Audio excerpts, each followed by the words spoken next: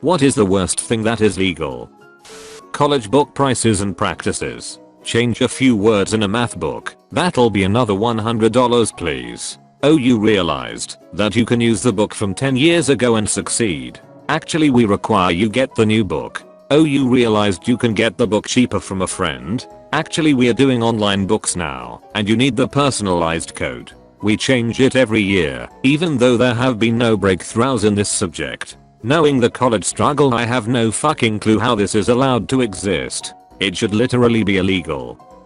Being rude to someone who is just trying to do their job. Also, companies using that politeness to deliver poor service. Almost every customer service rep I've ever talked to has like a line you have to cross in order to get anything beyond generic scripted responses that are designed to make you give up. I honestly think utility companies purposely designed their system this way to cheat the customer. Edit. For some reason we're conditioned to feel like it's rude to ask to talk to a supervisor. This kind of mentality is weird because 90% of your problems can't be handled by a frontline service rep. They don't have authorization to make any sort of decision that isn't in a manual in front of them. Supervisors love this barrier and conditioning because that means they don't have to do any real work except make sure their employees are miserable.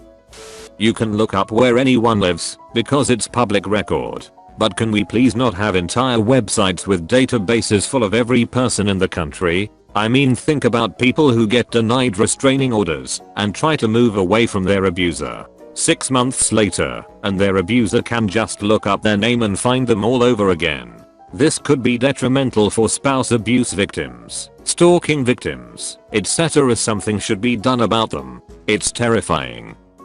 HOAs. My girlfriend stopped by my house to pick me up to go somewhere, and the starter in her Jeep died. She had to leave her Jeep on the curb outside my house. The HOA says you can't park cars in the street like that, which is fine. I took her home and came back and replaced the starter on it. Some freak stick drove up and waited for me to walk away to take a picture and report me to the HOA for parking on the street. In the picture you can see the tools laying under the car. It was parked there for all of 15 hours. They fined me for parking my motorcycle on the curb. They've sent us a warning that we aren't allowed to change our car's oil in our driveway because it leaves oil spots. But there's a house up the road that has a bunch of junkers that straight up leak oil, and that's fine though.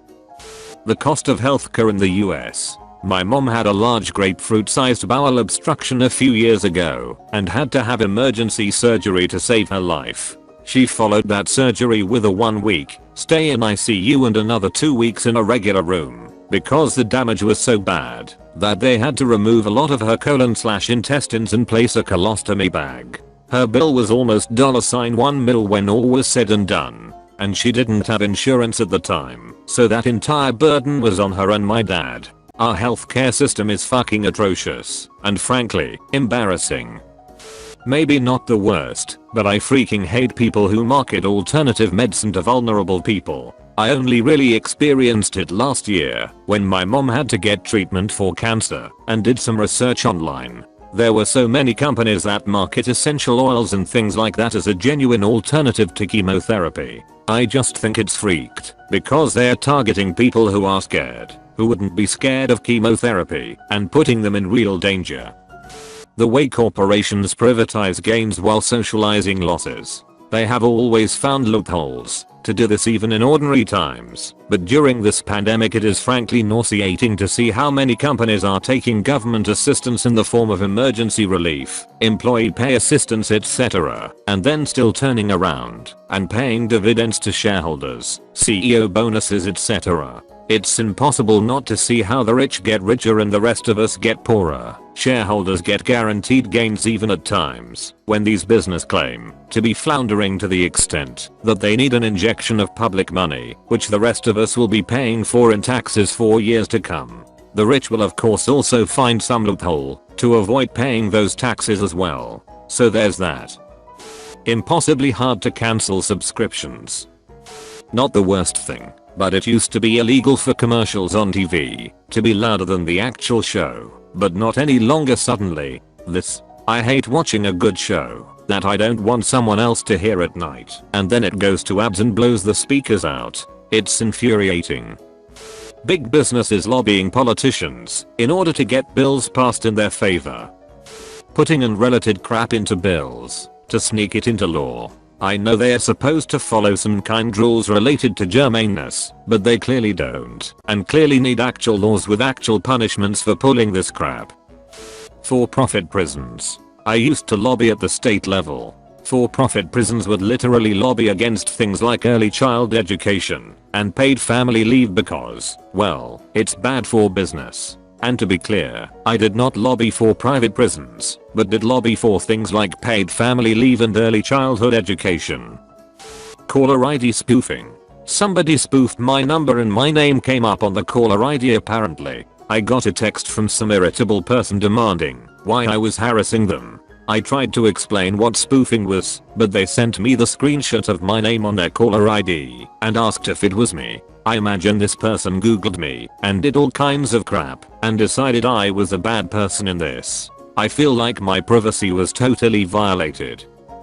Child marriage. Sherry Johnson started getting sexually abused/raped at the age of 9 by the bishop and deacon of the Pentecostal church she lived next to and attended.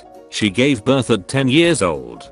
Her mother didn't want to believe she was raped, dropped her off to the hospital to give birth alone, and they arranged for her daughter to marry the deacon that impregnated her so he, Alphonso Talbot, can avoid jail time.